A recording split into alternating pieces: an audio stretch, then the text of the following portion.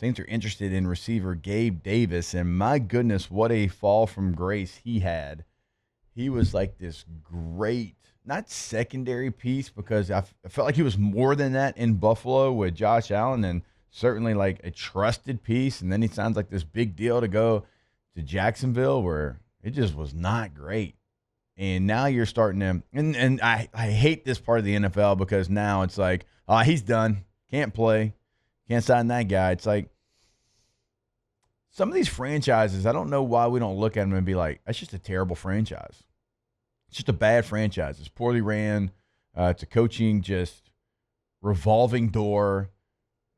Nothing really goes right there. They'll have a one-off every now and again.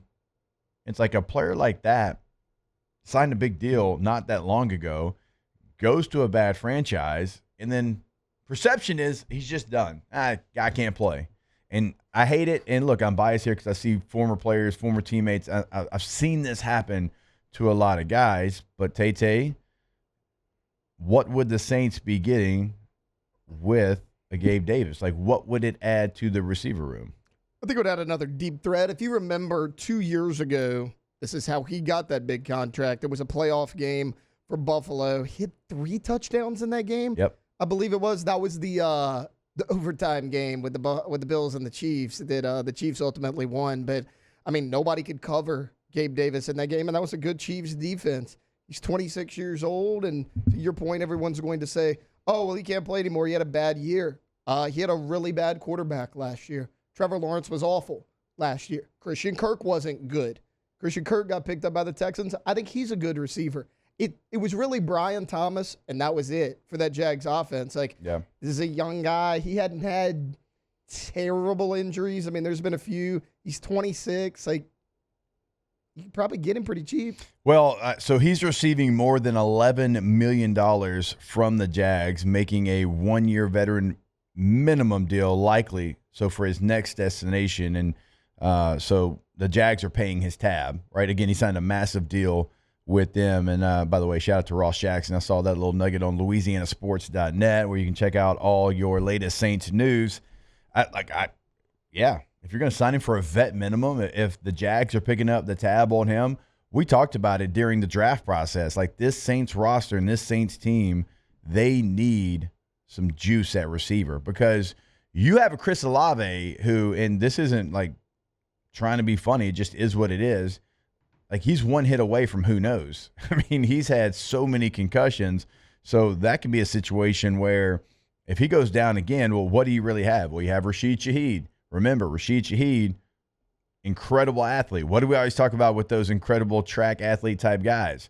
A lot of hamstrings, a lot of muscle pulls. So he hasn't been able to get on the field consistently. You sign a Brandon Cooks, and so you got a veteran presence there. But I would just say, because of the past health of the receivers that you have, like, do you really want to be showing up again with Uber drivers as your receivers on Sundays? That's what you did last year. There's guys that were like out of football, memes, and they came back. I mean, and Bub might be one of the more exciting of the name, right? And the Kevin Austin Jr.'s, Cedric Wilson Jr. coming back, Dante Pettis coming back. My God, so many times y'all made me listen to Mason Tipton facts a year ago, okay? So if you can get a veteran guy that, sure, he's not coming off his best year, but I think you need to look at where he was in Jacksonville, what that franchise has been, work him out. Does he still have it? And look, he's got a different body type. He's a different body type receiver, built really more like a running back than a receiver. So, and I say that in like a positive way, because he's really good on the edge run blocking, but also he's good, tough catches, over the middle.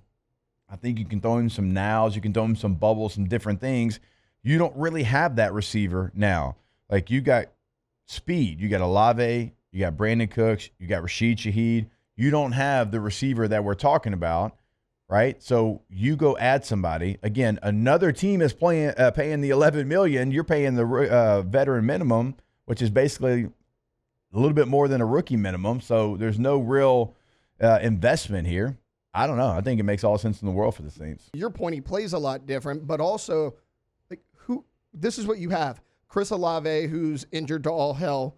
Brandon Cooks, who's now over 30. and Rashid Shaheed, who's really a number 3 and not a 2. Like, I'm not saying I'd rather have him over everybody, but I'd rather have him over Brandon Cooks at this point in his career. Like, Cooks couldn't stay healthy. He's 31 years old. He's declined for 3 years in a row. Yeah. Gabe Davis had one bad season. Nobody thinks he's washed. Yeah, and look, he is 6'2", 225. So, I mean, he's a big guy. That's pretty big. You know, he is not kind of in the mold of those other receivers that we're talking about, that short, slender receivers. Again, incredible athletes, incredibly fast, but 6'2", 225 is different than what we're talking about there. So, look, it makes, in my opinion, a lot of sense for the Saints. If they do end up signing him, you add him to a room that needs protection. It needs guys that – so for when your guys do miss games, because history tells us Chris Olave, Rashid Shaheed, Brandon Cooks, they're going to miss games.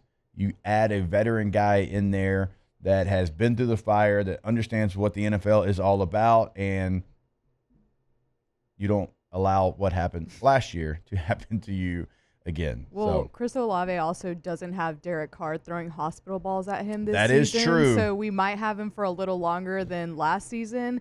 But this is kind of why I don't really have faith in the Saints this season, though. Like, I know everybody's like, oh, we got Tyler Shuck, Spencer Rattler, whatever. But we've been so focused on the quarterback room that nobody really talks about how bad the rest of the roster is.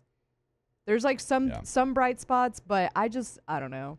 Well, to your point, I don't have faith. We hope the other two quarterbacks are good. Right. He may just have a different And you quarterback just don't throwing him know. hospital balls. Oh, true. We You don't know. You don't know. Maybe Spencer Rattler's out there trying to give Chris Olave CTE too. I don't know. Oh, well, I mean, unfortunately, he's probably going Already to have has that it, already. Yeah, but we're just talking about the severity of what we're talking It's about. so bad. I feel like really bad for Chris Olave Yeah, I mean, if Chris Olave was with and Tua.